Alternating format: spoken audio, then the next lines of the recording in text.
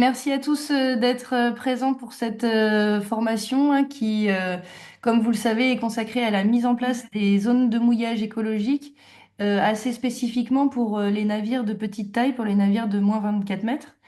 Je rappelle juste le contexte, hein, c'est dans le cadre d'un projet qui s'appelle le Mediterranean Blue Forest, qui est porté par le WWF, que nous avons mis en place une boîte à outils pour aiguiller, on va dire, tous les gestionnaires de zones de mouillage écologique dans la création de ces zones.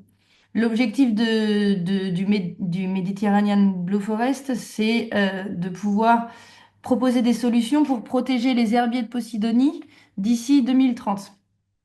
Parce que comme vous le savez, les herbiers de Posidonie sont un habitat sensible qui sont très fortement dégradés par la plaisance et qu'il faut aujourd'hui vraiment trouver des solutions pour gérer les mouillages et l'ancrage de la plaisance. Voilà, donc je me présente rapidement.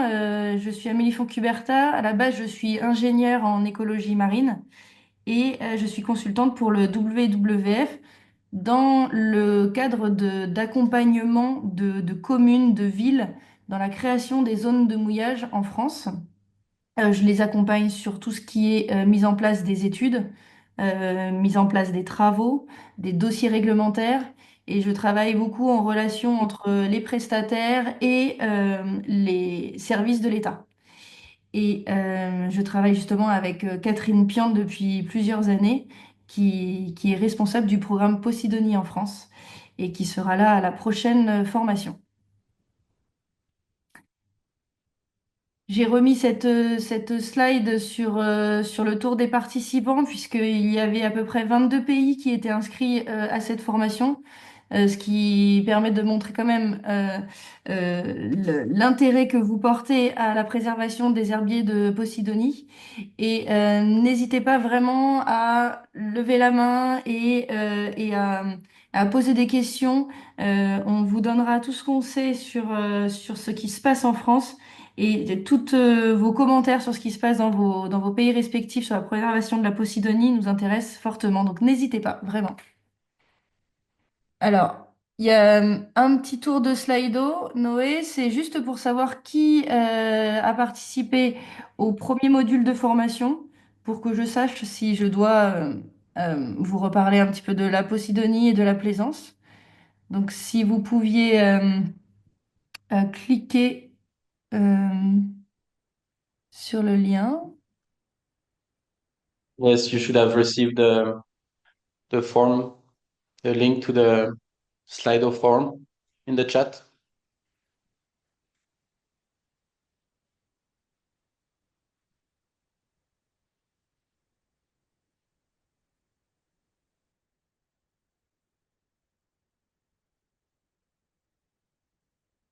Pour l'instant, il n'y a que 8 personnes qui ont participé au sondage, mais vous avez l'air d'avoir tous été assidus à la formation.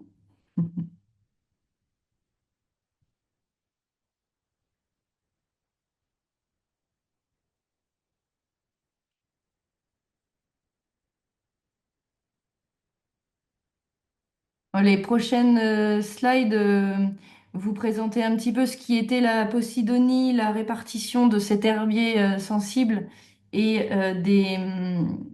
et de la plaisance et de la dégradation que peut avoir l'ancrage de la plaisance sur les herbiers.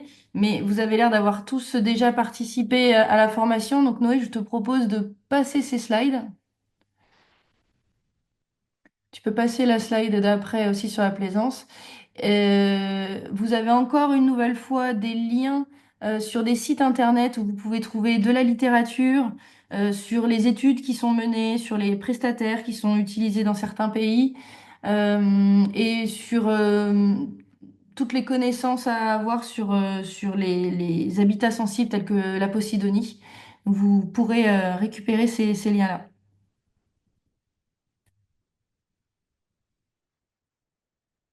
Alors, pourquoi est-ce que nous avons réalisé cette formation? Puisque, comme on le disait, la plaisance et la plaisance est un outil économique très important en Méditerranée et donc il est impensable de l'arrêter. Mais par contre, il faut mieux apprendre à le gérer. C'est tout l'intérêt de cette formation, c'est de vous présenter un peu les solutions qui ont été mises en place en France en termes de réglementation, mais aussi en termes d'aménagement, avec la création et l'aménagement de bouées sur des zones de mouillage écologique. Le WWF, l'année dernière, a développé une boîte à outils constituée de plusieurs fiches qui étaient destinées à faciliter tout ce qui était mis en œuvre des zones de mouillage écologique. On a décrit comment est-ce qu'on pouvait identifier les sites à préserver, comment est-ce qu'on étudiait la fréquentation dans la zone, les études, les petites études d'opportunité jusqu'à la grande étude de faisabilité et jusqu'à la mise en place des travaux et de la gestion des semelles. Donc ce document, il est téléchargeable en français et en anglais sur le site du WWF et vous avez également le lien à disposition.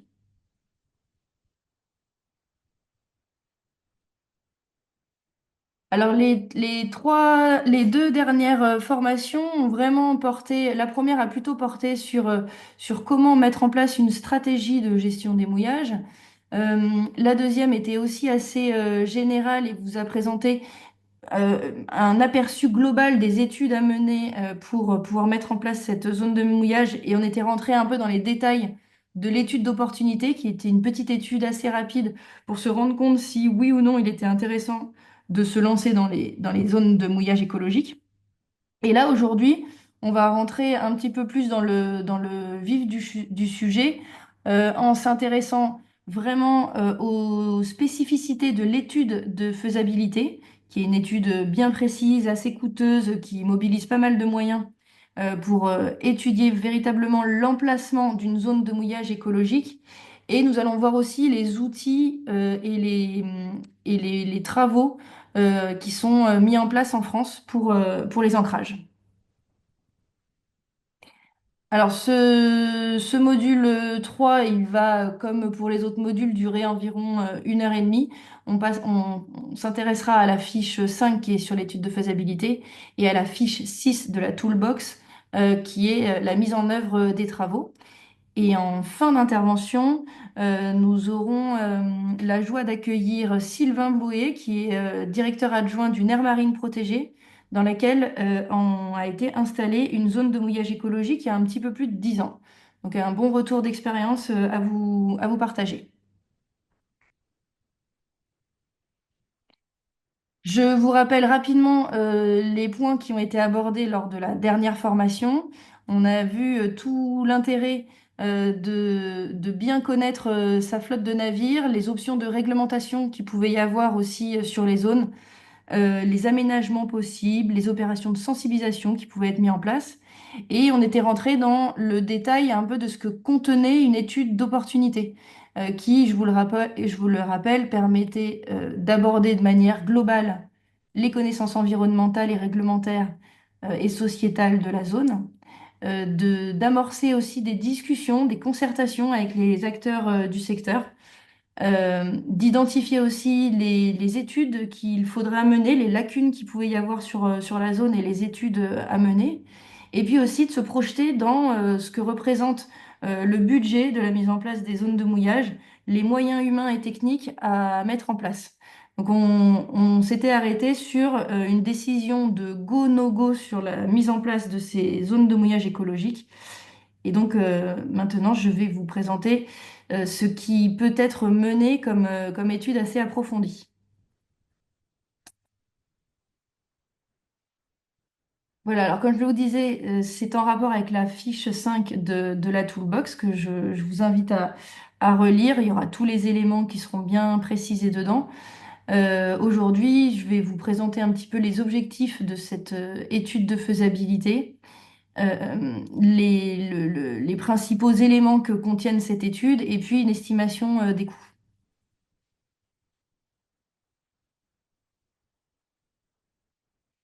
Alors, les objectifs de l'étude de faisabilité, c'est bien d'évaluer l'ensemble des impacts potentiels de l'aménagement sur le milieu marin, mais aussi sur les usages, sur le patrimoine. Donc, évaluer l'ensemble des impacts.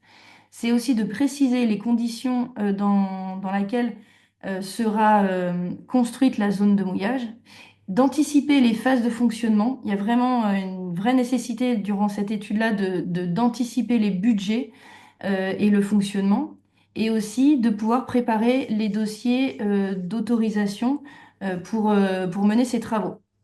Alors, on va dire, il y a quatre volets généraux, qui est bien le volet diagnostic, donc l'évaluation des impacts, le volet de conception et de dimensionnement, qui va permettre de proposer des scénarios d'aménagement. Ensuite, un volet qui va s'intéresser vraiment à la gestion et au fonctionnement de cette zone de mouillage que vous anticipez. Donc, il y aura des scénarios aussi possibles sur les modalités de gestion ou sur le fonctionnement économique de la zone de mouillage. Et ensuite, un volet réglementaire qui va permettre au bureau d'études qui se charge de l'étude de faisabilité de monter les demandes d'autorisation aux autorités publiques. Alors en France, euh, bon, ça dépend de l'étendue de la zone et du nombre de bouées qui sont projetées, mais une étude comme ça de faisabilité en France, c'est en moyenne 150 000 euros et ça dure à peu près 18 mois. Dans les 18 mois sont compris les délais d'instruction des autorités publiques. Alors, je vais rentrer rapidement dans les détails de chacun des volets. Le volet diagnostic, donc comme je vous disais, c'est ce qui permet d'évaluer les impacts. Donc, ça sera souvent des rendus cartographiques qui vont permettre de visualiser les données physiques, les données environnementales, comme la cartographie des biocénoses, les données physiques, il peut y avoir tout ce qui est bathymétrie, vent et tout ça. Et puis, une cartographie aussi des impacts paysagers ou de la réglementation dans la zone. Souvent, sur à peu près une quinzaine de cas d'études de faisabilité que nous avons eues en France, on estime que ce volet couvre à peu près 35% du budget de l'étude.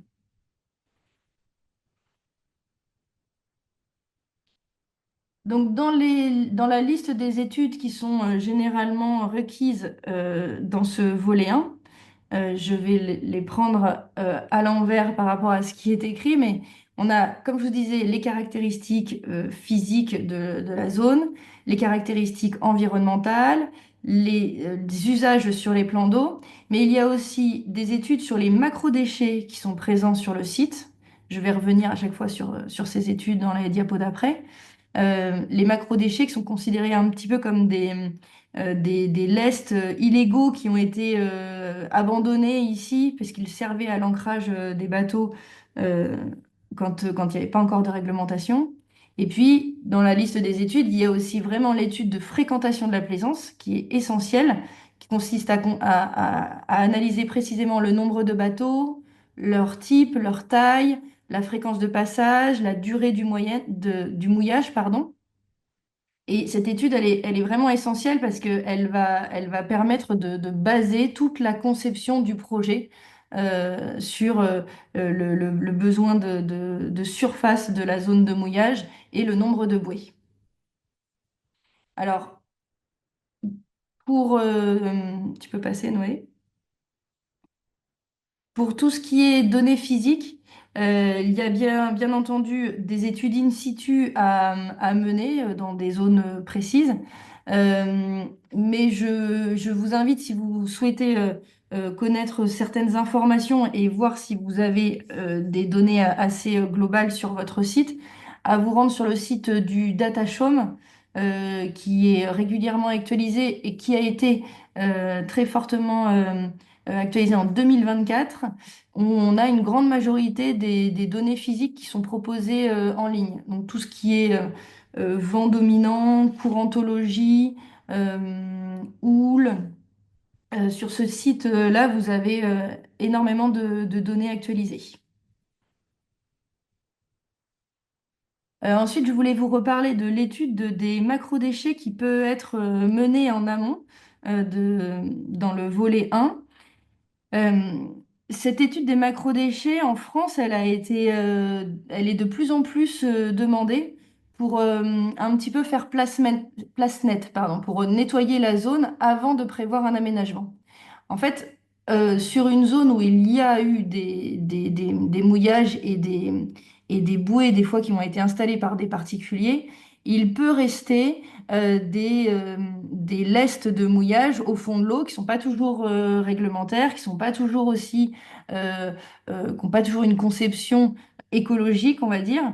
Et ces mouillages, il faut pouvoir se poser la question si on les retire ou non.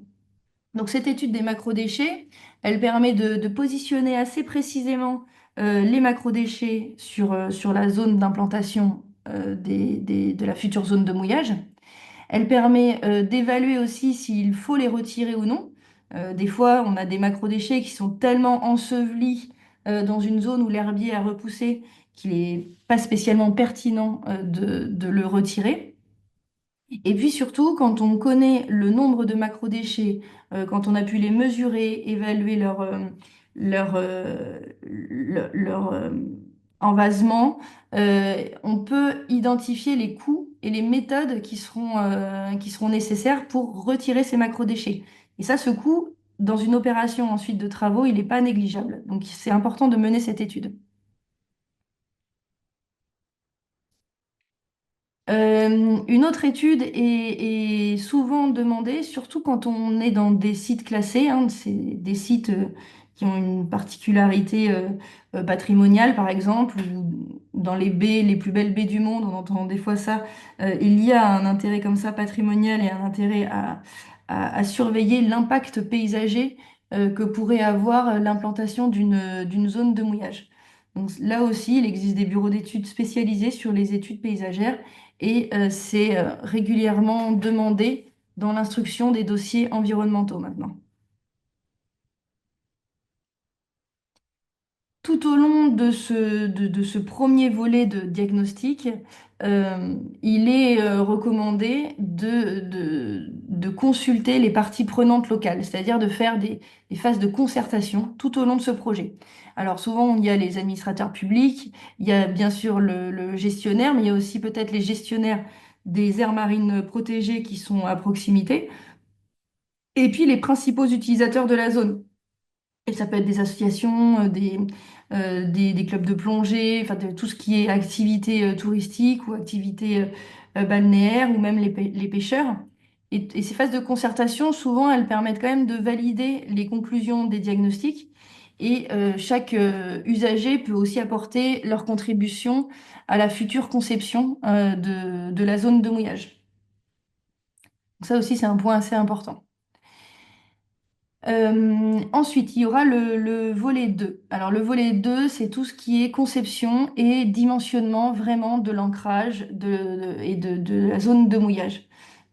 Lors de ce volet 2, il peut être proposé plusieurs scénarios d'aménagement qui prennent en compte tout le diagnostic qui a été fait sur le volet 1. Là aussi, en moyenne, en France, on estime que cette phase de conception et de dimensionnement peut atteindre 45% du budget de l'étude.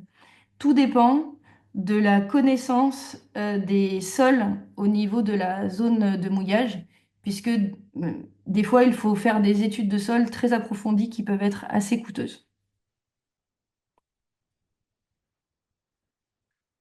Alors, comme je vous le disais, ce volet 2 va permettre de proposer des scénarios d'implantation, de conception et de dimensionnement, en identifiant bien le périmètre d'installation de la zone de bouée, qui provient justement de tout ce qui aura été fait lors du diagnostic. Le nombre de bouées envisagées, ça va être grâce à l'étude de fréquentation qu'on va pouvoir déterminer vraiment le nombre de bouées et l'agencement des bouées aussi en fonction de la taille des navires. Il sera aussi important lors de cette phase-là de dimensionner le type d'ancrage qu'on va mettre au fond. Alors là, il y a des calculs et des tests de terrain à faire, notamment des tests de traction de l'ancrage pour être sûr que l'ancrage tient bien la taille du navire.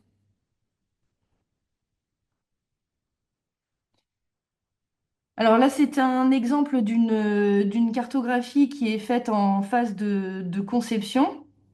Euh, alors, je vous ai mis, je vous ai donné une explication de ce qu'était le cercle d'évitage. En fait, chaque point que vous voyez sur la carte, c'est l'implantation de la bouée. Et l'espacement qu'il y aura autour de chaque bouée dépend en fait du cercle d'évitage du bateau. Ce cercle d'évitage, en fait, il dépend de la taille du bateau déjà. Il va dépendre de la profondeur aussi de la zone d'implantation du mouillage et de la taille de la ligne de mouillage. Donc souvent, en fonction de la taille du bateau, vous aurez un cercle d'évitage plus ou moins grand. Là, sur la carte, vous pouvez voir, pour les bateaux de 8 mètres, on a un petit cercle d'évitage, donc on peut rassembler les bouées les plus proches possibles. Mais dès lors qu'on commence à s'intéresser à des bateaux de 24 ou 40 mètres, on a, là c'est en bleu, on a un cercle d'évitage qui est bien plus grand et donc une zone de mouillage bien plus étendue. N'hésitez pas, hein, si vous avez des questions sur ces points-là. Ensuite, sur aussi la conception et le dimensionnement, donc là, je vais en parler euh, à la suite de la formation. Il y a tout ce qui est le système d'ancrage écologique. Donc, on en a déjà un petit peu parlé, mais comme je vous le disais dans les précédentes formations, souvent une zone de mouillage écologique, elle est temporaire. Donc, c'est-à-dire qu'au cours de l'année, on va retirer la partie bouée qui est en surface et la chaîne. Donc, il y a cette partie fixe qui est au fond et cette partie amovible qui est au-dessus. La partie amovible, donc, comme je vous disais, elle permet d'être retirée durant l'année. Et au niveau de la partie fixe, il y a donc un système d'ancrage. Je vais vous présenter les systèmes d'ancrage qui peuvent être utilisés tout à l'heure. Et puis une ligne et un flotteur qui va permettre aux aménageurs de trouver l'ancrage assez facilement pour la saison suivante. Mais ce petit flotteur, il a aussi un intérêt écologique, c'est que grâce à lui, toute la ligne de mouillage qui va de l'ancre au flotteur, puis du flotteur jusqu'à la bouée de surface, elles sont maintenues en hauteur et donc il n'y a pas de problématique de ragage de chaîne qui va frotter le fond et arracher les herbiers.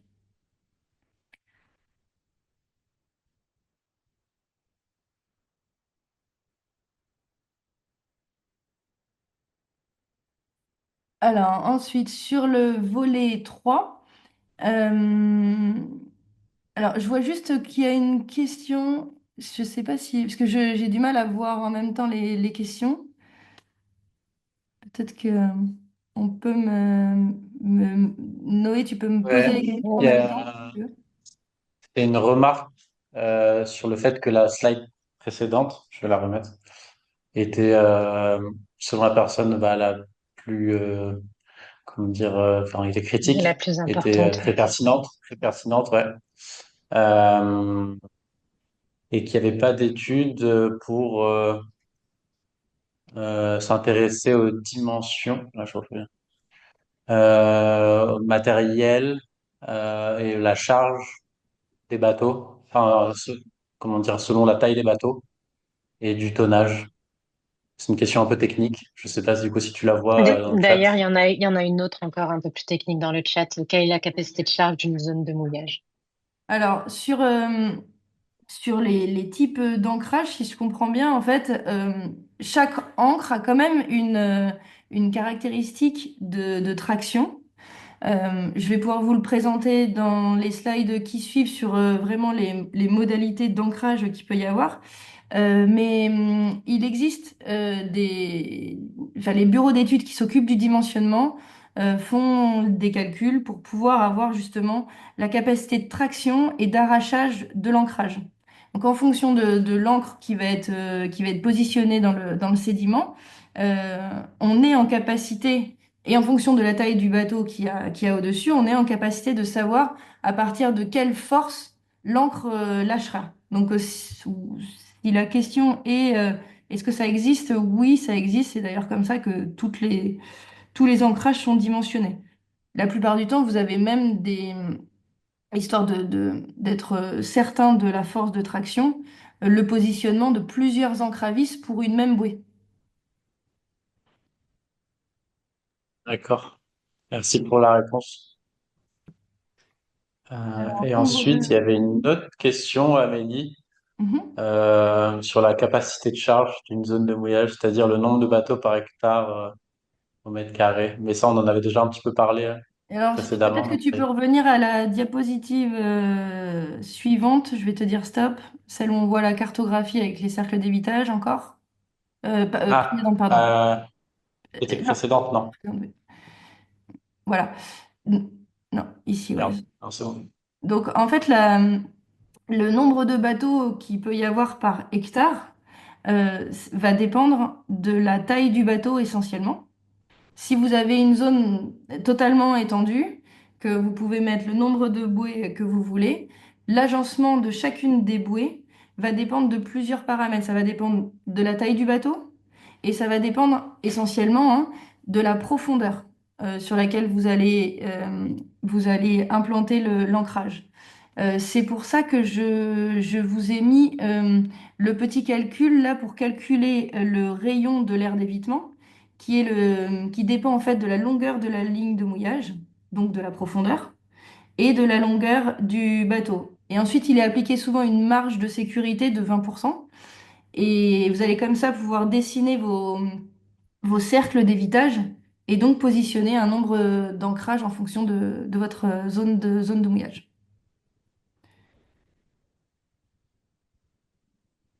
Merci. De rien. Du coup, là, il y a une nouvelle question encore. Mhm.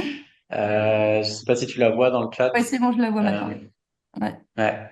Sur les codes couleurs pour les bouées. Alors non, alors il existe différents cas de types de bouées. La plupart du temps, les bouées, elles sont toutes de la même couleur. C'est un vrai sujet puisque euh, on pense que les bouées blanches sont celles les plus visibles. Donc c'est comme ça qu'on a toujours installé une zone de mouillage, c'est des bouées blanches. Et la plupart du temps, la taille du navire ou son poids, d'ailleurs c'est plus souvent son poids quand même qui est indiqué sur la bouée. Donc un plaisancier qui arrive pour prendre une bouée va savoir s'il est autorisé ou si cette bouée est plutôt pour lui ou pour un bateau de plus petite taille ou de plus grande taille. Donc il n'y a pas de code couleur, mais il y a une indication sur la bouée.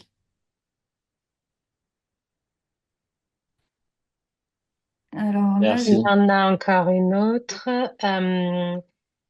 Et sur les équipements de pêche abandonnés, s'ils sont considérés comme des gros des déchets de grande taille et s'il faut les retirer de la zone du projet.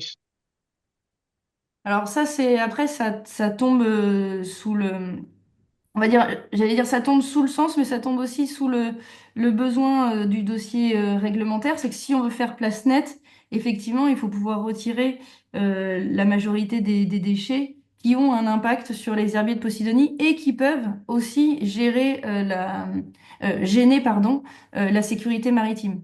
Donc un filet de pêche qui est abandonné et qui continue de faire un impact, il faut pouvoir le retirer, je pense, puisque on veut arrêter l'impact. Mais après, il faut pouvoir le retirer dans des conditions qui n'engendrent pas plus de dégradation.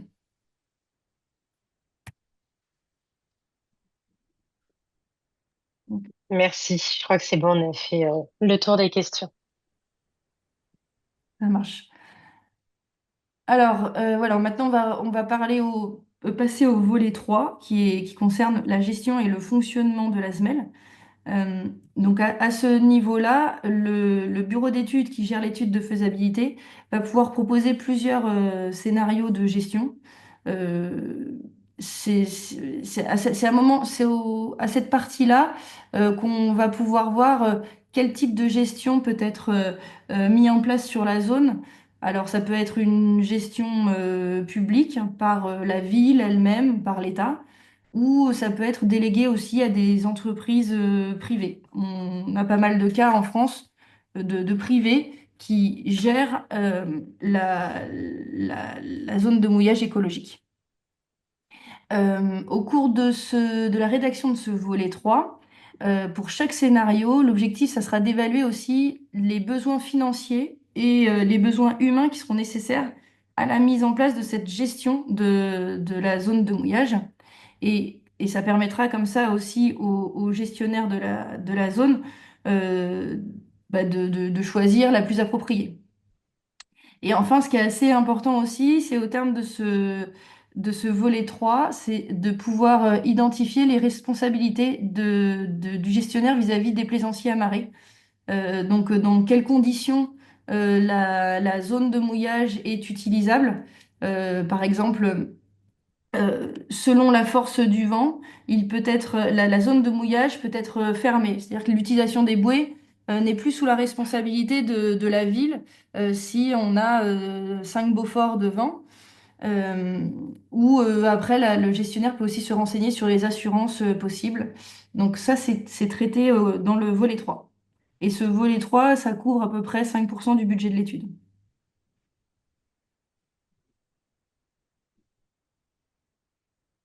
Alors, dans le volet 3, donc, il y a toute cette partie de gestion de la zone de mouillage, mais il y a aussi le modèle économique de la zone de mouillage qui doit être pris en compte. Donc là, je vous ai listé un petit peu tout ce qui peut être pris en compte. Je pense que Sylvain Blouet vous donnera aussi le décompte du modèle économique de sa zone de mouillage. Mais en gros, il faut pouvoir identifier les coûts de fonctionnement en partant même de l'installation des bouées hein, jusqu'à l'entretien, la maintenance, la surveillance. Euh, le coût de gestion, les moyens nautiques qui sont mis en place, les moyens humains, des fois même les logiciels de gestion quand on a utilisé des bouées connectées que je vous avais présenté lors de la précédente formation. Il peut y avoir aussi des taxes, parce que dans certains pays, on exige une taxe d'occupation du domaine maritime. Il faut aussi que soient pris en compte les recettes potentielles, si la zone de mouillage a une réservation payante ou s'il y a des services associés qui sont payants. Le coût des suivis post-travaux, puisqu'effectivement, après la mise en place d'une zone de mouillage, il est souvent demandé des suivis pour évaluer les retombées positives de l'aménagement sur la préservation de l'herbier de Posidonie, par exemple. Et on peut aussi prendre en compte tout ce qui est stratégie d'information du public et de sensibilisation. Donc voilà, une fois que ce volet 3 il est finalisé, le bureau d'études pourra passer au volet 4 qui est la mise en place des études réglementaires. Euh, tu peux passer la diapo. Il y a juste une question, Amélie, peut-être avant de passer Oui. au volet 4 sur le. Est-ce que tu sais s'il y a des modèles d'assurance pour assurer les mouillages en cas de destruction, de problème, de défection? Oui, Je je sais pas comprends très si. bien la question. J'avoue, je connais pas ce sujet en particulier. Et je sais en tout cas que les assurances vont vraiment dépendre du type de gestionnaire. C'est-à-dire qu'un gestionnaire privé ne va pas utiliser, je pense, les mêmes assurances qu'un gestionnaire public. Mais je ne pourrais pas vous donner les types d'assurances possibles. Je pense que ça va dépendre de chaque pays et de chaque type de gestion. Ça marche, merci. Désolée. Donc ensuite, je vous disais, il y a le volet 4 qui est sur vraiment le dossier réglementaire, les dossiers d'autorisation. Donc ça, c'est souvent des dossiers, en tout cas nous en France, qui sont tous montés de la même façon. Euh, ils permettent la plupart du temps, ces dossiers, d'identifier les impacts. Hein. C'est vraiment ça qui est demandé. Les impacts sur l'environnement, mais aussi sur le patrimoine et sur la sécurité en mer. Donc on a des autorisations environnementales à demander et des autorisations sur le domaine public. Donc ça, c'est souvent des allers-retours qui peuvent être assez longs avec les services instructeurs. Il faut être sûr que tout est bien pris en compte. Et c'est pour ça que ça peut représenter jusqu'à 15% du budget de l'étude, parce que c'est de la compilation de toutes les données et c'est des formats qui sont bien spécifiques.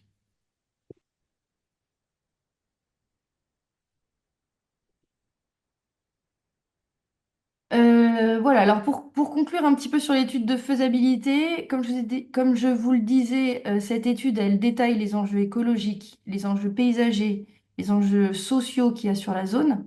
Elle permet de dimensionner de façon précise et de cartographier l'implantation de la zone de mouillage écologique. Et elle permet également, ça je ne vous l'ai pas encore présenté, mais d'établir le cahier des charges techniques pour les travaux. Elle permet d'estimer le coût des travaux et elle permet de donner un calendrier de réalisation, notamment pour les services publics qui ont besoin de tous ces éléments-là.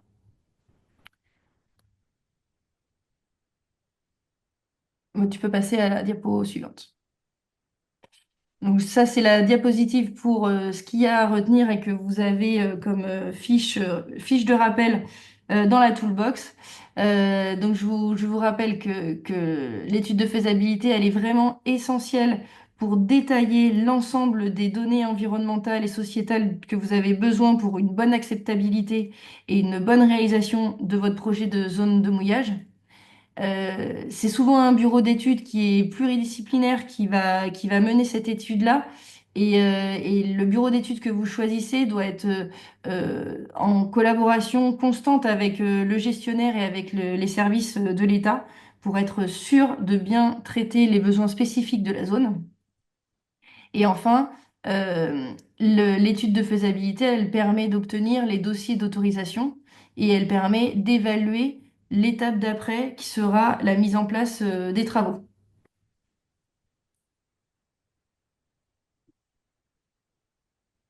Alors, je ne sais pas s'il y a des questions vraiment sur l'étude de faisabilité, parce que maintenant, on va passer à la phase travaux et comment mettre en place les ancrages. Je pense pas. Je vois pas. Ok. Bon, bah, je continue alors. On passe à la fiche 6 de la toolbox qui s'intéresse vraiment à la planification et à la mise en œuvre des travaux. Donc, je vais vous montrer un petit peu les étapes essentielles pour cette phase-là. Comment caractériser les fonds marins? Alors, ça peut être fait dans, dans tout ce qui est étude de faisabilité au niveau du volet 1, mais là, on va en parler un peu plus spécifiquement. Et puis, je vais vous présenter les différents systèmes et outils d'ancrage qu'on peut utiliser, en tout cas nous en France.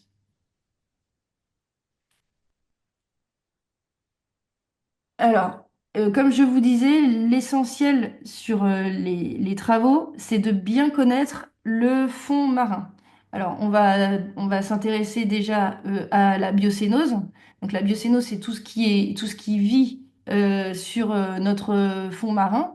Donc, pour ça, l'objectif, c'est vraiment d'identifier si on est sur des habitats sensibles, ça va nous orienter vers un type d'ancrage. Si on est sur des habitats un petit peu moins sensibles, comme le sable, même si à la dernière formation, il y avait des scientifiques qui étaient là pour dire que c'était quand même un habitat qu'il faut protéger, c'est certes, mais il est moins considéré comme sensible. En tout cas, cette biocénose doit être cartographiée.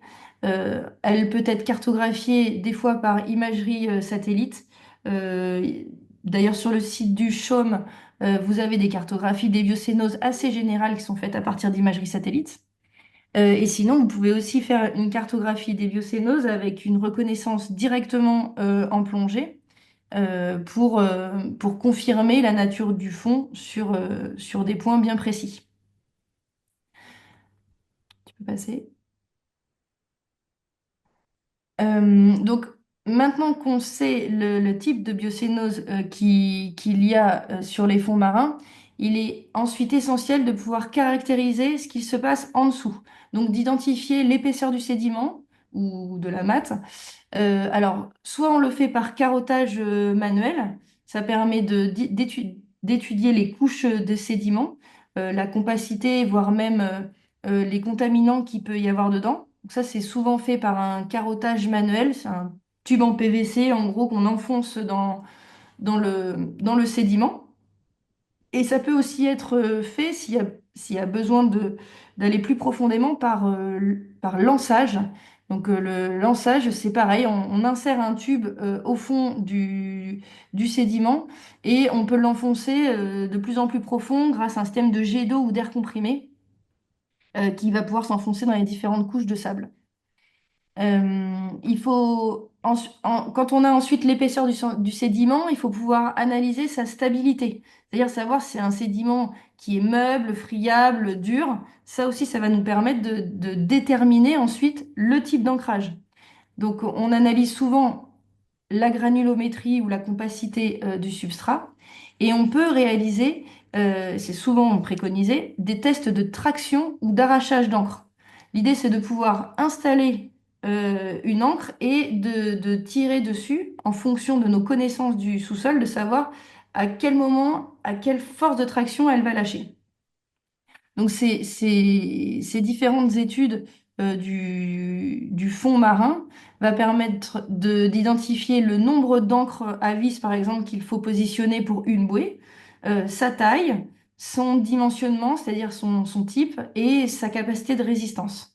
Et ça, c'est souvent les, les vendeurs, hein, les opérateurs, les fournisseurs d'encre qui vont pouvoir aussi donner ces caractéristiques. Alors ensuite, comment choisir le matériel d'ancrage approprié? Alors ça, c'est souvent en fonction du type de fond, donc de l'épaisseur, mais aussi en fonction du type de biocéno, c'est ce que je vous disais. Tu peux passer à la diapo d'après. Bon, je généralise, mais la plupart du temps, c'est comme ça. Quand on est face à une biocénose d'herbier, l'ancrage qui va être le plus utilisé, c'est cette encre à spire hélicoïdale. C'est comme un tire-bouchon, comme ça. C'est un ancrage qui a l'avantage de ne pas avoir d'emprise vraiment sur la biocénose. Elle va s'enfoncer dedans sans normalement abîmer la posidonie. Elle a une très haute résistance à l'arrachement, ce qui est assez important pour nos navires, pour la sécurité du plan d'eau. Et lors des inspections et des entretiens, il n'y a pas de problématique sur la biocénose. Donc, elles sont largement utilisées sur les zones de mouillage écologique où on a un herbier de Posidonie. Ce qui est aussi intéressant, c'est que ces encres à vis, on peut un peu plus facilement les retirer sans impact. Par contre, elles nécessitent un coût d'investissement assez important puisque ce sont les ancrages euh, les plus coûteux du catalogue que je peux vous présenter aujourd'hui. Et pour l'installation, ça nécessite des équipements un peu spécifiques et des plongeurs spécifiques.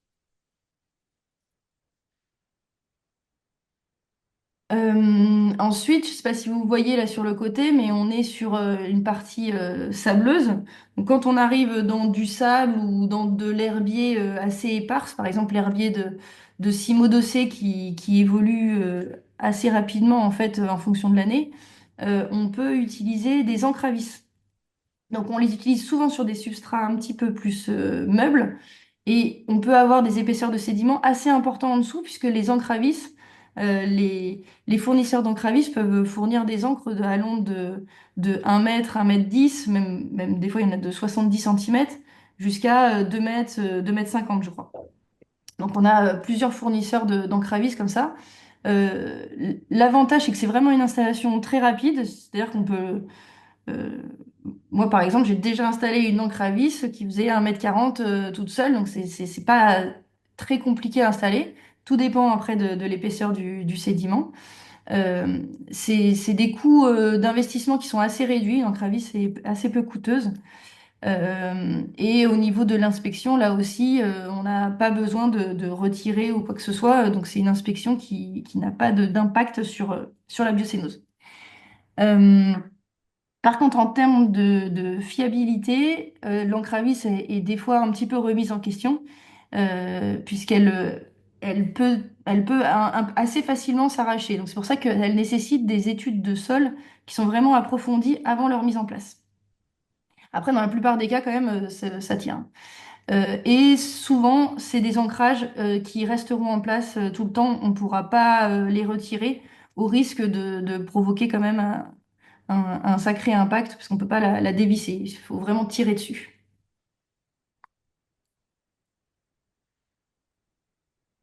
Comme je vous disais aussi, si on est sur une zone sableuse et qu'on est assez loin d'un habitat sensible, il peut être proposé des blocs en béton.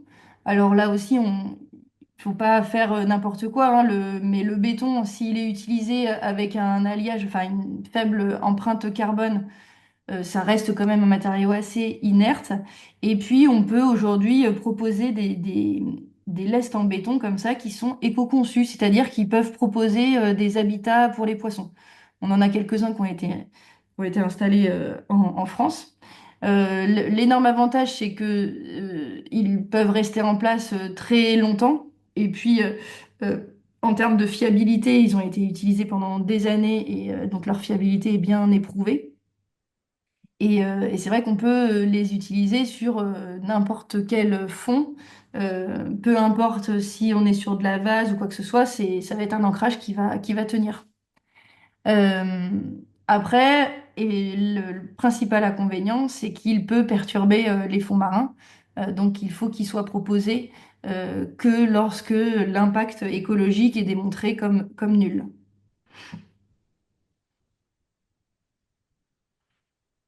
Alors, ce type d'ancrage, à vrai dire, je le connais très peu. J'ai compris son fonctionnement, mais je, je n'ai pas de connaissance vraiment d'utilisation en Méditerranée française. Je crois qu'il est quand même plus utilisé sur la côte atlantique. Ce sont les encres à bascule. Alors, c'est des encres qu'on enfonce apparemment avec des jets d'eau ou des jets d'air. Donc, elles peuvent être enfoncées assez profondément. Et quand il y a traction, l'encre bascule et donc bloque le sédiment.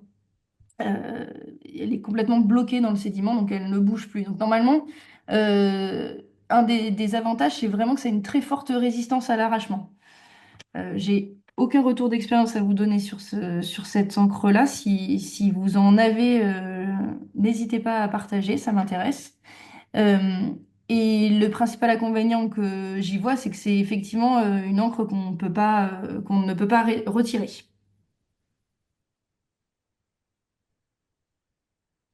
Et enfin, Noé, ouais. Enfin, l'autre possibilité, si on est sur un sédiment qui n'est pas, qu'on ne peut pas forer, on va dire, enfin qu'on ne peut pas ancrer, on n'est ni sur du sable, ni sur de l'herbier, ni sur de la vase, et qu'on tombe sur de la roche, ou que des fois l'épaisseur de sédiment aussi n'est pas assez important et qu'on tombe très rapidement sur de la roche, alors on ne peut pas mettre d'ancrage vissé. Et dans ces cas-là, on va faire un ancrage qui va être soit des platines à vis, soit des scellements. Les scellements, ça consiste à forer la roche et d'y insérer comme une grosse vis qu'on va venir fixer après avec un ciment naturel ou une résine. Et il ne reste plus qu'un anneau, ça reste en place. Donc ça a l'avantage d'être un ancrage qui est assez discret, hein, et puis assez sûr. Ça nécessite que très peu d'entretien puisque seul l'anneau de fixation peut être maintenu.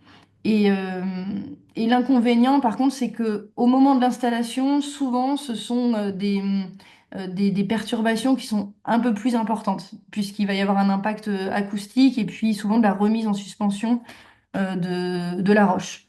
Mais c'est pas des impacts très importants. Là aussi, ça nécessite des équipements assez lourds et spécifiques, hein.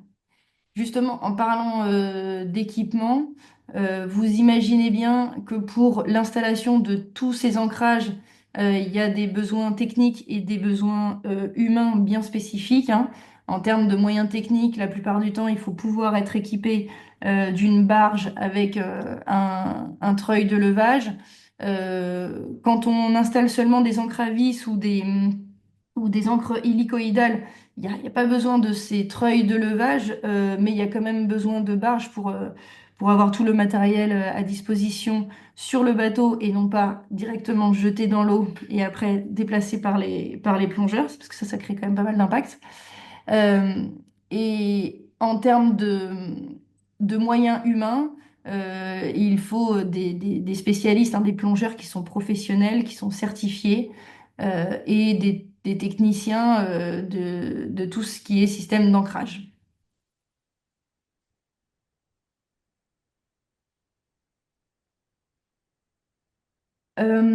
Enfin, dans la phase des travaux, je vous fais un petit point sur ce sujet-là. Il y a une surveillance environnementale qui est largement préconisée. En phase travaux, par exemple, les aménagements peuvent être surveillés. C'est-à-dire qu'on peut étudier durant la phase de travaux la turbidité, l'impact sonore et vérifier que les travaux n'engendrent pas plus d'impact. Et avant et après les travaux, il est souvent aussi préconisé des suivis de l'état de santé des herbiers qui peut être fait un état initial de santé des herbiers avant la pose des ancrages et ensuite continuer ces suivis tous les ans pour mesurer l'évolution de la vitalité de l'herbier. Euh, il faut aussi savoir que euh, en phase travaux et après les travaux, bien sûr, surtout après les travaux, il y aura une maintenance qui devra être régulière pour nettoyer les systèmes d'ancrage et vérifier, bien sûr, leur intégrité pour ne pas qu'il y ait de problématiques au niveau des bouées et de l'amarrage des bateaux.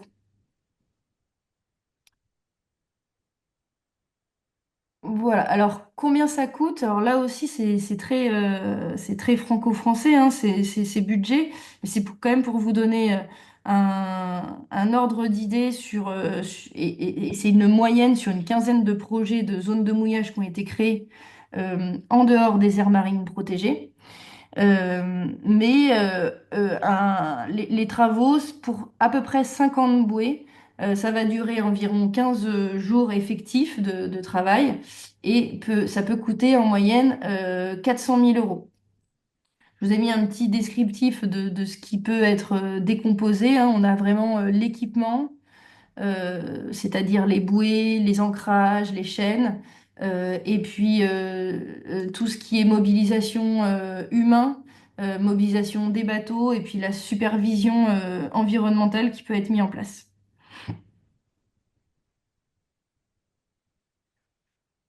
Donc pour finir, les travaux d'installation des zones de mouillage sont la plupart du temps des opérations qui sont assez techniques et qui demandent des moyens humains et techniques assez importants.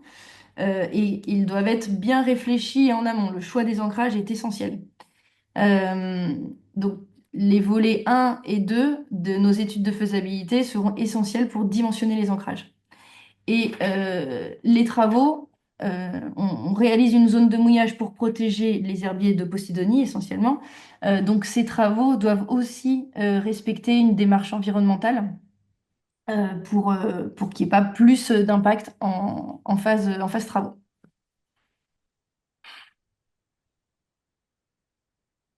Voilà, alors enfin, n'hésitez pas à poser des questions sur déjà cette formation. J'espère aura répondu à la majorité de vos questions, mais n'hésitez pas à les poser, puisque je vais ensuite passer la main à Sylvain Blouet, qui est directeur adjoint de l'aire marine protégée de la Côte Gatoise, qui est juste à côté pas très loin de Montpellier, là, pas très loin de chez moi, et qui a monté cette zone de mouillage écologique il y a un peu plus de 10 ans, je crois. Donc, son retour d'expérience sera essentiel.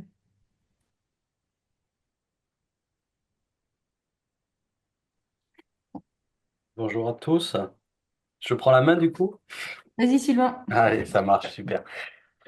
Donc bonjour à tous. Donc oui, je me présente. Ouais, je suis Sylvain Blouy, donc je suis directeur d'une aire marine protégée qui se trouve en France. Je suis intervenu dans le module numéro un. Alors, je ne sais pas si elle est même que dans le module numéro un ou il y a de nouveaux participants pour resituer le contexte et le projet ou je déroule. Il y a quelques nouveaux participants par rapport D'accord, au module très 1. bien. Bon, très bien. Donc nous, l'objectif sur ce site-là, il était bien évidemment de réduire, on va dire, de supprimer carrément les impacts hein, de l'ancrage sur les herbiers de Posidonie en installant une zone de mouillage donc, qu'on a installée en 2012-2013 et qui est l'une des premières qui ont été installées dans la région. Donc, je vais vous faire un petit retour, en tout cas, de la partie technique hein, que vous a présenté un peu Amélie sur l'installation de ces zones de mouillage et les besoins en termes d'études et le retour d'expérience qu'on peut avoir, nous, sur notre site. Donc, n'hésitez pas à m'arrêter, à m'interrompre si vous avez des questions par rapport à ça.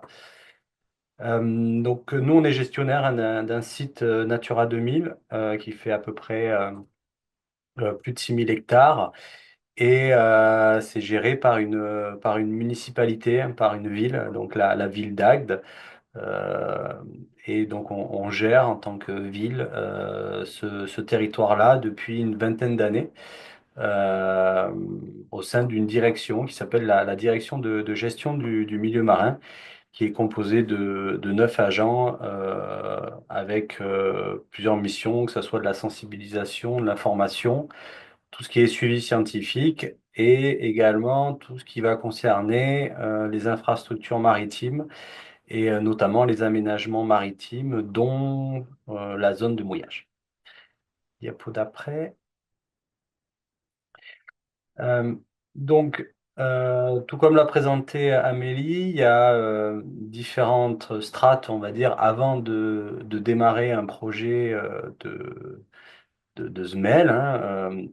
Il y a tout d'abord, dans notre cas, un besoin de réflexion et de stratégie qui a dû être mis en place au début avec les services de l'État, notamment l'ADREA, la DDTM, hein, qui sont des organismes français qui pilote soit les démarches environnementales, soit les autorisations en mer pour implanter des zones de mouillage ou tout autre aménagement maritime.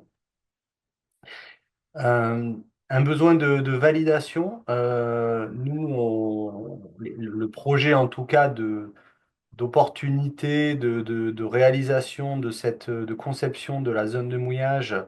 Elle a été validée dans le cadre de notre conseil de gestion. Hein. En tant que gestionnaire, on a un conseil de gestion qui est un organe de décision avec tous les acteurs, on va dire, du domaine maritime qui sont présents dans ce conseil de gestion. Et donc, il y a eu un besoin, en tout cas, de validation. Donc, il y a toute une phase de concertation, de discussion avec les acteurs en amont, j'ai envie de dire, même de démarrer les études techniques sur les zones de mouillage. C'est déjà de rassembler les acteurs et de vérifier en tout cas que on est sur la même entente pour réfléchir à l'installation d'une zone dans un secteur en fonction des usages. Parce qu'il y a effectivement de la pêche professionnelle, il y a de la plongée des fois dans ces futures zones de mouillage. Et donc, il faut se mettre d'accord autour d'une table pour déjà bien dégager les acteurs, leurs orientations, et c'est un préalable aussi au zonage et savoir dans quelle zone on va installer cette zone de mouillage avant de démarrer les études techniques qui peuvent être mises en place. Parce que ça serait dommage de démarrer des études techniques dans une zone finalement où il n'y a pas consensus pour installer une zone de mouillage. Et ça, des fois, on l'oublie un petit peu. Les opportunités, ben nous, on avait eu comme opportunité de bénéficier en France de ce qu'on appelait les contrats Natura 2000, qui nous ont permis en tout cas de financer les études et l'installation, le matériel de la zone de mouillage. Donc on a réalisé, comme l'a dit Amélie, hein, différents types d'études. Une étude sur les habitats et sur les fonds marins. Donc, on a fait des cartographies à haute définition, on va dire, des zones d'herbiers, des zones de roches, des espèces sensibles, à l'époque, notamment tout ce qui était lié à Pinna nobilis. Les zones où on avait des populations de gorgones qui étaient plutôt concentrées, pour bien définir les enjeux écologiques de la zone et établir également des états de référence pour la suite. Des études de bathymétrie très fines pour bien connaître le relief sous-marin parce que nous, la zone de mouillage, elle est dans peu d'eau, hein, elle est entre, j'ai envie de dire, 50 cm de fond jusqu'à 7 mètres de fond. Donc, il y a des notions de profondeur par rapport au bateau qu'il fallait anticiper pour éviter de faire des zones d'accès sur lesquelles on pourrait risquer des impacts, des avaries, en tout cas de bateaux. Euh, des études de fréquentation sur la zone pour bien définir la fréquentation et des études également paysagères, hein, tu en as parlé tout à l'heure, l'intégration d'une zone de bouée et de mouillage dans un espace naturel. Et donc, il a fallu montrer en quoi la zone de mouillage ne déformait pas ou n'impactait pas le paysage de la zone. En tout cas, ça nous était demandé au niveau français. Je ne sais pas si dans d'autres pays, en tout cas, c'est la même chose, mais nous, il nous a été demandé, en tout cas, de présenter des visuels de ces installations. Au total, il a fallu compter à peu près, on va dire, de la conception à l'installation, à peu près 3 ans. Euh, la plus grande partie du temps a été surtout la partie concertation et fréquentation, qui nous a pris beaucoup de temps. Ensuite, les études plutôt bathymétriques ou cartographie ont été un petit peu plus rapides à faire quand même sur le secteur, parce qu'on avait déjà identifié le zonage et c'était plus simple de borner le zonage à la base. La diapo d'après. Donc, on a fait le choix sur ce secteur-là. On avait des herbiers de Posidonie, on avait du sable et on avait de la roche. Donc, on a fait le choix d'installer une partie de nos ancrages sur le sable et une partie sur la roche pour que ça corresponde bien à ce qui a été présenté avant, c'est-à-dire les périmètres d'évitage des bateaux. Donc on avait fait des dessins comme ça hein, pour regarder un petit peu les périmètres. Et donc on a essayé de caler au maximum pour ne pas tomber dans l'herbier. En fait, on n'a pas mis, nous, de système de tire-bouchon. Dans les herbiers de Posidonie, on a des herbiers qui sont sous forme de petits patchs.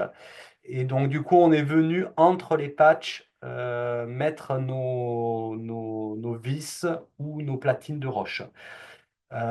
C'était plus facile pour nous et c'était plus adapté sur le système. Donc les vis, c'est les vis qui ont été... non, juste avant, pardon.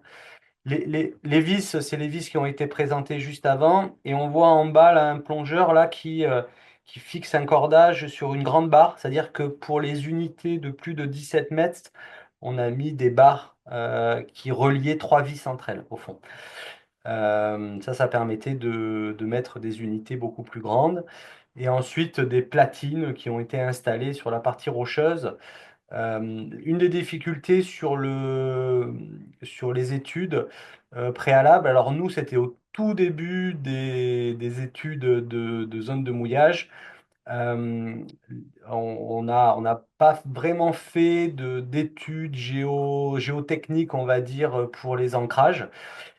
C'est bien de les faire parce qu'on a eu des surprises, par exemple, des secteurs où on voulait mettre des vis à sable, et ben en fait on avait de la roche 1 mètre en dessous du sable. Et ça, on s'en rend pas compte, on pense que c'est du sable et on pense que c'est homogène un peu partout, mais on peut avoir des dalles de roche sous le sable.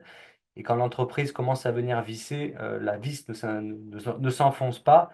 Et du coup, s'il faut modifier les plans derrière d'installation, c'est assez compliqué parce qu'on a déjà fait les demandes d'autorisation et du coup, il faut revoir tout le plan d'implantation. C'est assez compliqué. Donc, je vous engage à vraiment à prendre le temps, effectivement, de faire ces études géotechniques avant.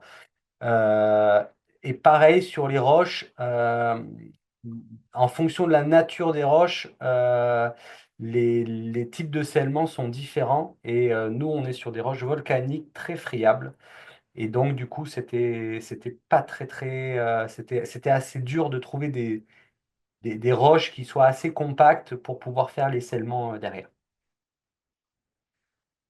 Sur les installations, là, par rapport à la question, bon, nous, c'est une boîte de scaphandriers qui est venue, une entreprise spécialisée. Il y avait 4 plongeurs qui ont fait l'installation. Ça a duré une semaine à peu près pour installer plus d'une trentaine de bouées, quoi. C'est ce qui a été donné à peu près tout à l'heure comme durée d'installation. Diapo d'après.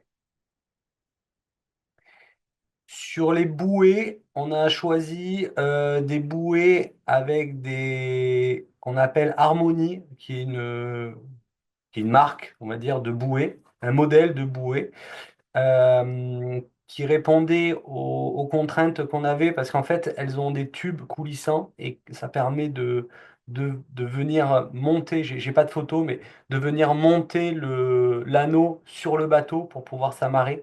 Ce qui est plus facile que quand on doit monter entièrement la bouée sur le bateau. Donc c'est beaucoup plus léger pour la personne ensuite qui vient utiliser la bouée. Et surtout, on a ce grand tube qui descend assez profondément sous l'eau et qui évite les coups d'hélice sur les cordages. Ça permet de limiter la casse parce que régulièrement, on change des bouées, hein. Nous, sur les 40 bouées qu'on a, chaque année, on a tendance à changer 3 bouées, par exemple, 3 4 bouées par saison.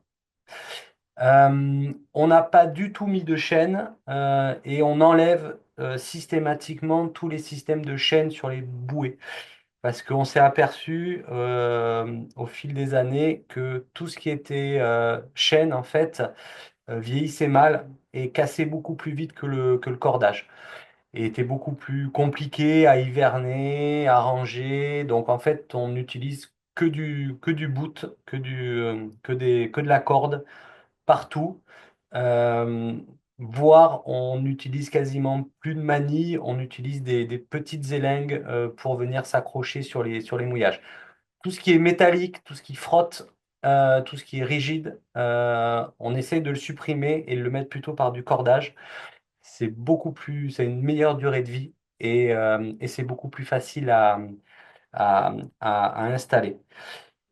Sur chaque bouée, nous, on a installé la taille du bateau. Donc, c'est-à-dire que si j'ai un bateau de 15 mètres, je vais m'amarrer sur les bouées où il y a noté que la longueur correspond bien à la taille, enfin, la taille du bateau correspond bien à ce qui est noté sur la bouée. On n'a pas utilisé le poids du bateau parce que il y a il y a beaucoup de gens qui ne connaissent pas le poids de leur bateau. Et déjà, ils ont du mal à connaître des fois la taille de leur bateau. Mais bon, la taille, ils savent à peu près parce que généralement, ils payent les places au port en fonction de la taille des bateaux. Donc, ça, ils s'en rappellent. Mais ça, c'est assez compliqué aussi parce que la taille du bateau, souvent, c'est mal interprété. Nous, on a sur nos bouées, donc on a max, par exemple, max 15 mètres. Et les gens pensaient que c'était des indications qui donnaient la hauteur d'eau et pas la taille du bateau. Donc ils pensaient qu'il y avait un maximum 15 mètres de fond sous la bouée, alors qu'en fait la bouée était autorisée pour des bateaux maximum de 15 mètres. Donc voilà, c'est des petites informations de retour d'expérience, mais c'est vrai que il faut communiquer par rapport à ça et c'est pas toujours si évident sur les bouées. Les bouées, nous, c'est une entreprise qui les installe et qui les enlève. notamment pour répondre à la question qui concernait les assurances. Il y avait une question dans le chat sur les assurances. Nous, on contracte un marché avec un prestataire qui les installe et qui les enlève, ce qui permet en fait d'avoir l'assurance du prestataire. C'est-à-dire que si une bouée casse, c'est le prestataire qui, de par son assurance, viendrait couvrir l'avarie sur le bateau ou le problème qu'il pourrait y avoir sur le bateau. Ça, c'est théorique. On n'a jamais eu de cas pratique. Il y a eu des cas pratiques chez d'autres collègues. Le problème, c'est que tout le monde se renvoie la faute. Le fabricant dit que ça a été mal installé. L'installateur dit c'est le problème de la bouée. Bon, il y a toujours, c'est toujours assez compliqué. Tant que tout va bien, ça va bien. Mais le jour où il y a des problèmes, c'est toujours un petit peu plus compliqué. Nous, on a fait le choix, voilà, de passer par un prestataire technique extérieur. Mais on n'a pas eu de cas de problème sur les bouées, donc je peux pas vous dire comment ça marche. Après, euh, nous, on est une collectivité, donc on est une municipalité. C'est un équipement urbain finalement comme un autre. Euh, D'un point de vue assurance, c'est la même chose qu'un banc public, par exemple, ou qu'un mobilier. En tout cas, c'est assuré comme du mobilier urbain. Donc, en cas d'avarie, l'assurance de la ville permettrait de couvrir les dommages d'un bateau qui serait allé s'échouer parce que le matériel ne tenait pas. Mais on a la possibilité aussi de se retourner contre l'entreprise si on s'aperçoit que l'entretien du matériel ou l'installation du matériel n'a pas été fait de manière conforme. Voilà.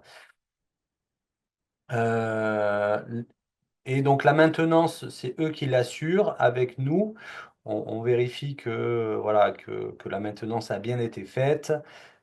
Et chaque année, on vérifie que les bouées ont été contrôlées, que ce qui était dégradé sur les bouées ont bien été changés et que toutes les bouées ont été bien réinstallées et réinstallées correctement. Donc on fait de temps en temps une petite inspection visuelle du matériel entretenu par l'entreprise.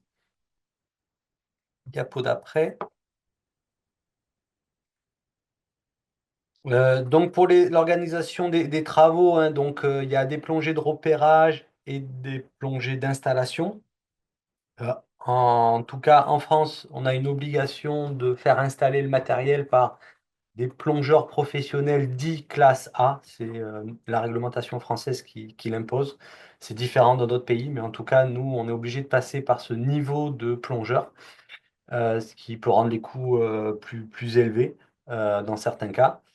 Le type de mouillage, bon ben, comme je vous ai montré, il est mixte en fait, en fonction d'où. On a des fois du sable, des fois de la roche, donc on a fait un mixte entre les deux pour essayer de trouver ce qui nous correspondait. Tout ce qui est résistance mécanique à la roche, ben voilà, nous on l'a pas fait à l'époque hein, parce que ça se faisait pas, c'était pas normé en tout cas quand on a commencé à installer nos bouées. Mais je vous invite en tout cas à le faire. Les vis à sable, nous, elles restent à l'année, mais on a des problèmes d'ensablement. C'est-à-dire que, il nous est arrivé de ne pas retrouver des vis à sable entre deux saisons, par exemple, même en ayant laissé une petite bouée de rappel pour essayer de l'observer. Et on s'est même retrouvé avec des vis à sable qui ont été complètement sorties du sable que par les coups de mer, sachant que les vis à sable font plus de presque 2 mètres. Donc, c'est-à-dire qu'on a eu des mouvements de sable de 2 mètres dans certains secteurs et qui nous ont sorti la vis à sable de leur emplacement. Donc ça, c'est aujourd'hui, d'expérience, si on peut aller plutôt sur les zones rocheuses à proximité et éviter les vis à sable, on évite. Parce que on a ce problème d'ensablement, mais qui est assez particulier dans notre région. Mais on cherche plutôt des substrats des points durs parce que c'est plus facile pour nous à, à gérer. Et surtout, s'il y a besoin de changer, c'est plus facile de faire changer des platines que des vis à sable. Ça a des coûts qui sont plus légers. On n'a pas utilisé de corps mort en béton. Enfin, on a utilisé, si, on a utilisé dans certains points, on a utilisé des corps morts en béton qui étaient déjà sur place en fait, qui nous ont bien arrangé la tâche, mais on en a très peu. On a très peu. Oui, ça peut être une solution par rapport aux ancrages à vis, mais c'est pareil, on a des problèmes d'ensablement aussi de ces corps morts dans les petits fonds aussi. Donc c'est pas toujours si évident que ça. Mais les deux sont possibles. Nous, on a utilisé des corps morts éco-conçus pour le balisage des 300 mètres, par exemple. Tout le balisage de nos zones de baignade sont faits avec des corps morts en impression 3D béton euh, parce qu'on ne voulait pas mettre des vis à sable partout pour ces raisons-là, d'ensablement. Mais on a des corps morts aujourd'hui qui sont sous le sable, complètement sous le sable. Pourtant, c'était des corps morts qui faisaient à peu près 1 mètre de haut et qui sont entièrement sous le sable. On ne les retrouve plus. Donc peut-être que cette année, on a eu beaucoup de coups de mer, peut-être qu'on va les retrouver. Donc, c'est toujours un peu... on ne sait jamais trop entre les saisons si on va retrouver nos corps morts ou nos vis à sable. C'est toujours une difficulté derrière pour assurer le nombre de bouées chaque année qui soit remis en place quand on est sur ce type de milieu. Euh, on a modifié aussi, donc ça c'est ce que je vous disais la dernière fois, prévoyez des périmètres assez larges pour pouvoir faire évoluer votre zone de mouillage. Évitez de faire des zones de mouillage trop serrées.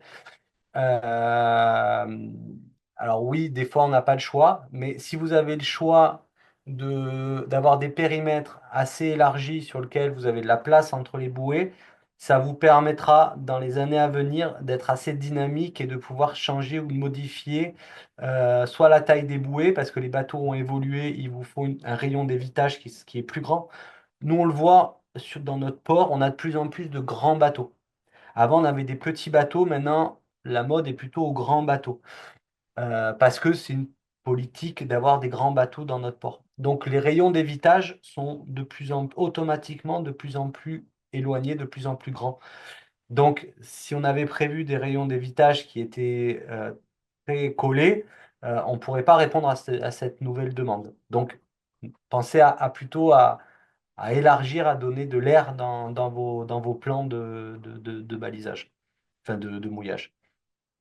Et à l'époque, c'était une difficulté pour nous, c'était de trouver des entreprises qui étaient alors spécialisées dans les travaux sous-marins, on en trouve, par contre dans les techniques de mouillage, c'était beaucoup plus compliqué.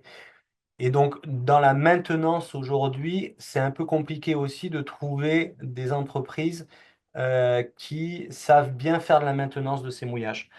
Parce que ça demande quand même une certaine spécificité technique que n'ont pas toujours les entreprises de travaux sous-marins qui sont plutôt habituées à aller faire des travaux de perçage, de soudure, de déplacement de corps morts.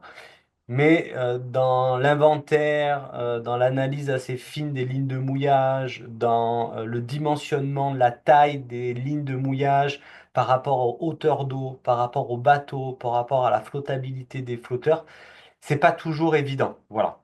En tout cas, c'est le constat qu'on a aujourd'hui. C'est assez compliqué de trouver des entreprises qui travaillent bien là-dessus. Ensuite, je crois qu'il y a une dernière diapo. Bon, voilà. Ce qui a plutôt bien fonctionné pour nous, ça a été la concertation et les discussions qu'on a eues avec les usagers pour bien définir la zone de mouillage et avec les services de l'État. On a trouvé des solutions de mouillage, même à l'époque, qui étaient plutôt adaptées. Pour vous donner une idée, on était à peu près à 120 000 euros pour l'installation, hors étude, hein, juste la partie technique installation, 120 000 euros à peu près pour 30 bouées. Ensuite, pour tout ce qui était les études de faisabilité, la cartographie, les données socio-économiques, tout ça, ça a été réalisé en interne par nos agents. Donc, c'est plutôt du temps et des coûts agents qui ont été faits là-dessus. Les imprévus, parce que je vous disais, hein, c'est les ensablements et la difficulté de trouver des fois des bonnes roches avec la bonne taille. Parce qu'on dit on fait ça sur la roche, mais nous c'est des gros blocs, c'est des blocs, et des fois on pensait être sur un gros bloc alors que c'était deux petits blocs, et du coup on s'est retrouvé à devoir avoir un bloc qui se baladait dans l'eau parce que c'était pas adapté. Et le besoin aussi d'ajuster la capacité de la zone de mouillage. Voilà, je crois que j'ai fait le tour. Et là, c'était pour vous donner une idée à l'époque, je dis bien à l'époque, parce que c'était en 2012. Depuis, ça a un peu évolué. Mais voilà, les études techniques ont tourné entre les études techniques, l'installation, la maintenance sur une année.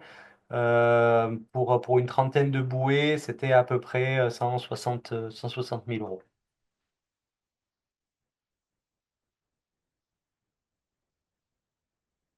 Voilà, j'ai fini. Je vous laisse si vous avez des questions. N'hésitez pas. Moi, j'ai une question juste technique. Vous avez choisi de ne pas utiliser de chaîne pour des raisons d'entretien que je comprends bien. Mais le boot était-il plombé et sinon, est-ce que, il n'y avait pas de difficulté à avoir un bon alignement entre le point d'ancrage et la bouée? Non, alors au début, on avait des cordages, des cordages avec des câbles dans le cordage. Ouais. Mais c'est pareil, en fait, ce qui se passe, c'est que ces câbles, ils ont tendance à quand même à fortement s'oxyder dans le temps et à casser. Donc en fait, on a remplacé par des cordages résistants, mais des cordages classiques. Et en fait, c'est plus simple pour nous d'imaginer les changer de temps en temps. Et c'est beaucoup moins coûteux en entretien, en fait. Euh, on avait, on n'a pas eu de souci là, en fait, les bas des bouées étant plombés. Du coup, on avait la ligne qui était assez droite. Et puis, une fois dans l'eau, avec le concrétionnement et tout, la ligne, elle a tendance à couler, en fait, à pas spécialement chercher à flotter. Donc, on n'a pas ce problème-là parce que dès qu'on met des chaînes, en fait, le problème des chaînes, c'est que ça amortit pas les chocs. Ça vient taper sur le bas des bouées des fois, ça vient casser le bas des bouées. Et on a toujours cette liaison entre la chaîne et la bouée qui peut poser problème techniquement. Alors que dès qu'on met des bouts, euh, au niveau de la traction, on prend des bouts avec de l'allongement. Par contre, on ne prend pas des bouts avec de la dynéma. Alors, je sais pas pour ceux qui connaissent pas, mais qui est un type de cordage qui est très très très résistant. Mais le problème, c'est qu'il est presque trop résistant. Du coup, il crée pas d'amorti. Et donc, en fait, les dynémas ont tendance des fois à arracher les taquets sur les bateaux, les systèmes d'accroche sur les bateaux, parce qu'il n'y a pas ce phénomène d'allongement du cordage. Et ça, c'est bien, en fait, des fois, d'avoir un peu cet allongement du cordage qui va venir amortir entre le bateau et le point d'ancrage et créer, on va dire, de la souplesse dans la ligne et éviter que ça casse à certains endroits de liaison. Merci. Bon, c'est peut-être technique, mais voilà, c'est des choses qu'on utilise aujourd'hui, nous. Merci Sylvain pour la présentation, le cas d'étude. Il y a une autre question dans le chat.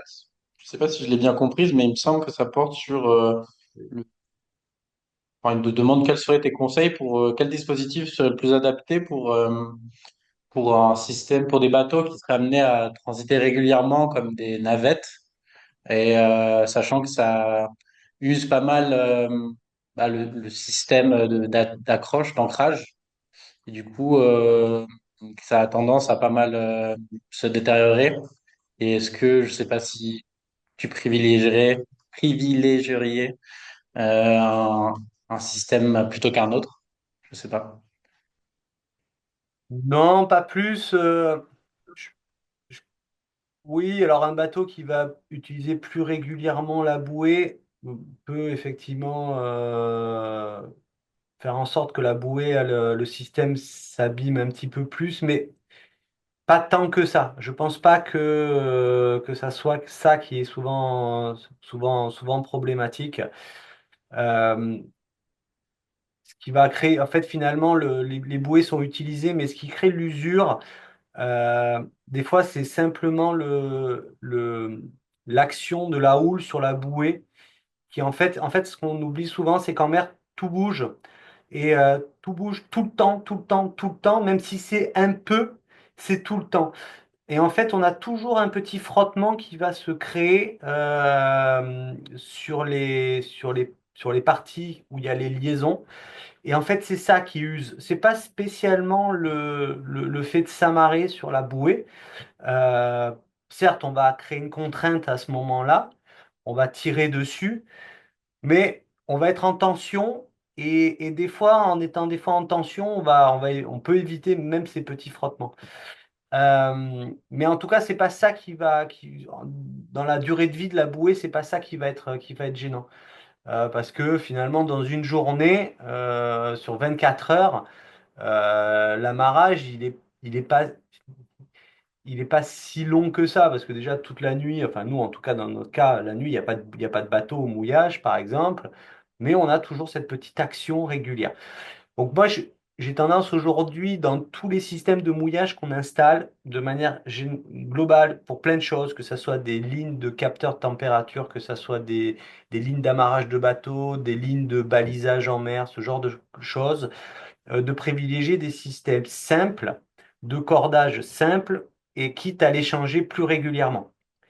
Quitte à venir plutôt le penser le cordage comme un consommable, en se disant, bon bah voilà, je sais que alors ça dépend du type d'utilisation, mais peut-être tous les 2, 3 ans, j'ai mon cordage à changer.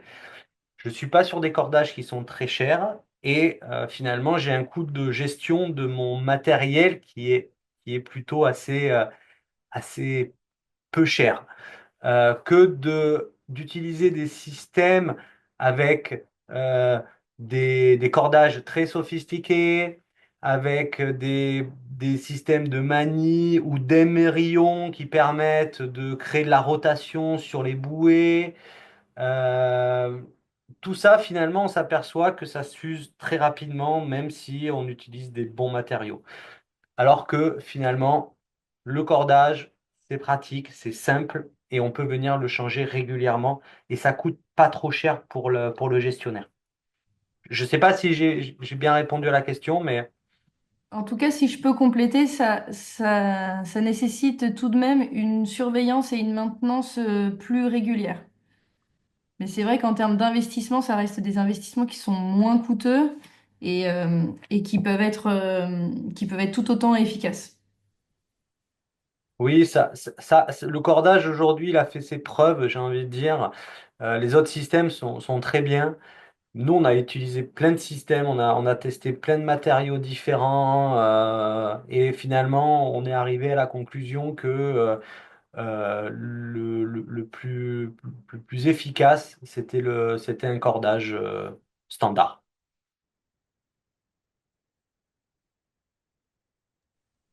Merci. Merci beaucoup Sylvain pour Avec plaisir. ce retour d'expérience. Et ce qui est aussi intéressant, c'est que c'est un retour d'expérience sur les études qui datent un peu et qui montrent aujourd'hui que certaines études qui sont aujourd'hui dans les études de faisabilité étaient nécessaires. Je pense notamment à l'épaisseur du sédiment qui est effectivement assez important à connaître avant d'implanter les ancrages. Noé, je crois qu'on a une rapide étude de satisfaction sur la prochaine diapo. Euh, Et ensuite, vous aurez aussi sur la prochaine diapo nos contacts. Alors, vous avez le lien vers le Slido. Si vous cliquez sur le lien, vous pourrez répondre à cette enquête de satisfaction.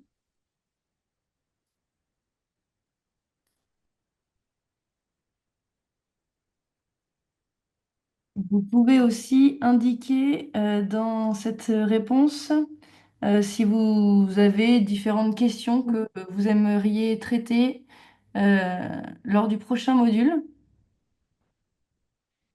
Je ne sais pas sous quelle forme ça apparaît sur vos diapositives, mais le prochain module portera vraiment sur le modèle économique des zones de mouillage en France. C'est très spécifique et ça sera très franco-français pour le coup. Euh, donc, je pense que ça va être une formation assez courte qui va surtout repasser ce qu'il y a dans les fiches 7 et 8 de la Toolbox. Et donc, je voulais vous proposer, vu qu'on a quand même une heure et demie ensemble, d'aborder peut-être plus spécifiquement des sujets que vous auriez voulu revoir, qui ont été vus dans ces trois derniers modules. Mais si vous souhaitez des points particuliers à revoir lors du prochain module, je vous invite à nous écrire et on essaiera de les traiter mardi prochain.